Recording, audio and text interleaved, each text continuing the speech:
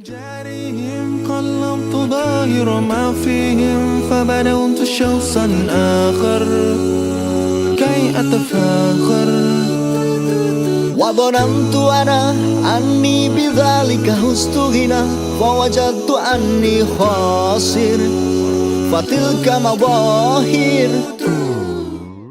Kemudian nih ibu mau bertanya,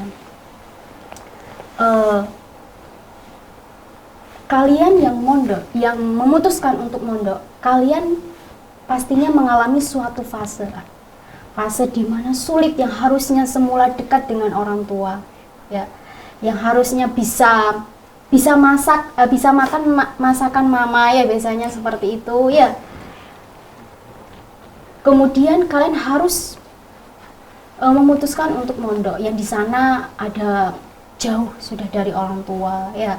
Tidak bisa melihat lagi wajah mama dan papa beberapa kurun waktu tertentu.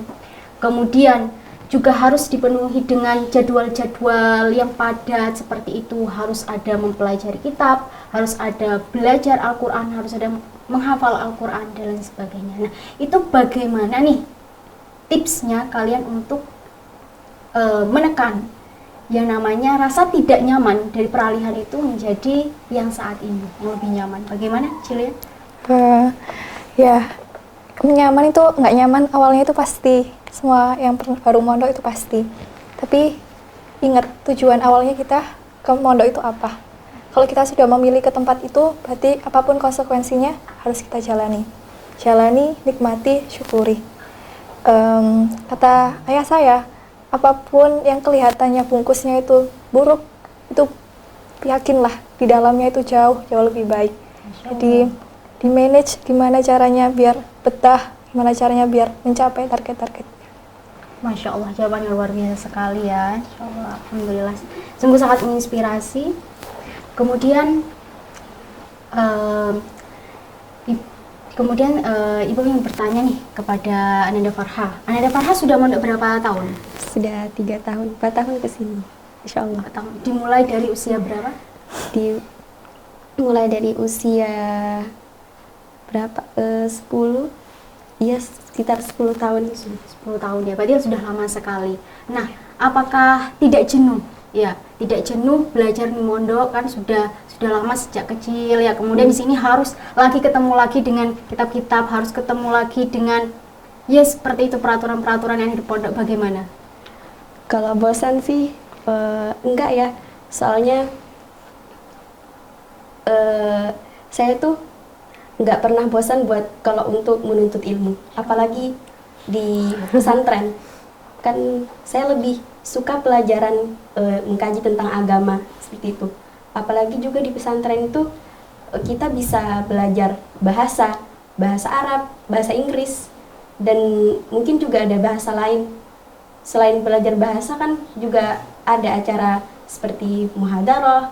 Kita tuh bisa bisa menunjukkan bakat kita gitu dalam pidato bahasa Arab, pidato bahasa Inggris. Itu saya sukanya mondok dan nggak pernah bosan. Mulai dari dulu, alhamdulillah. Yang jelas di mondok itu juga melatih skill kemandirian. Ya, itu yang paling penting ya.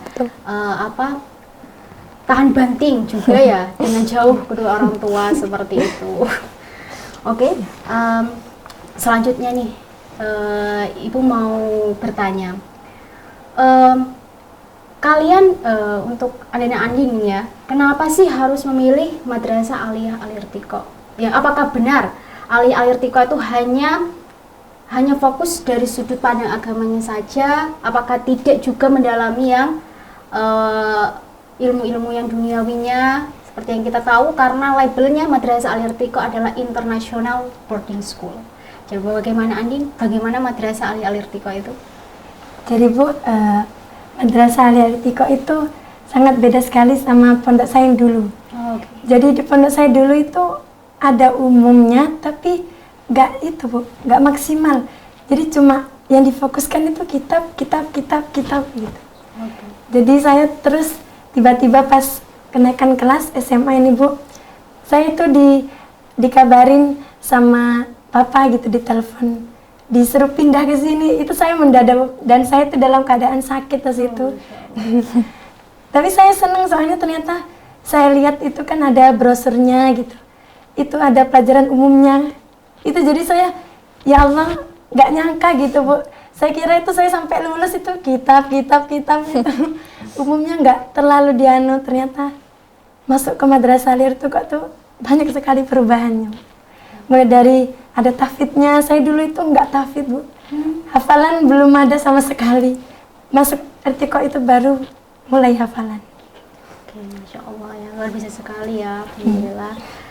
Jadi memang Madrasah Al Irtiqa ini pondok pesantren modern ya. Jadi kita memang nggak hanya fokus dalam urusan agama saja, tetapi kita juga bagus dalam urusan ilmu-ilmu duniawi juga. Jadi nanti dipersilakan bagi siswa yang mungkin nih mau jadi dokter ya, seperti Anda Cilia, tapi jadi dokter yang bisa berakhlakul karimah seperti itu ya, menjadi dokter yang muslimah sejati, insya Allah seperti itu. Jadi potensi anak-anak ini semua akan digali ya, sainsnya dan lain sebagainya. Apalagi ada dipadukan, ada integrasi antara sains dengan Al-Quran seperti itu ya, seperti dalam mata pelajaran ijaz yang selalu memadukan antara pelajaran sains dengan ilmu agama seperti itu.